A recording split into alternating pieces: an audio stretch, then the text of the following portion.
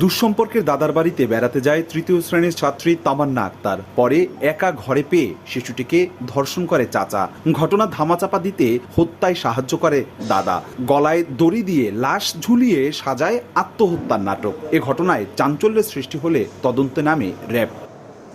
মঙ্গলবার সংবাদ সম্মেলনে র্যাব জানায়, গত 2 মে বরিশালের বাবুগঞ্জ থেকে উজিরপুরের মাদারশী এলাকায় দুঃসম্পর্কের দাদা সুলতান হাওলাদারের বাড়িতে বেড়াতে যায় 9 বছর বয়সী তামান্না। পরদিন শিশুটিকে একা পেয়ে একাধিকবার ধর্ষণ করে চাচা তাওহিদ হাওলাদার।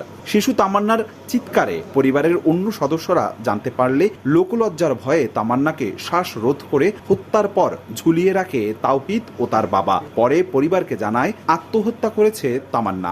ভিকটিমের দুঃসম্পর্কের চাচা, সে আসলে ঘটনার দিন তার এই দুঃসম্পর্কের ভাতিজিকে, এই শিশু তামান্নাকে 9 বছর বয়স, তাকে ধর্ষণের চেষ্টা করে।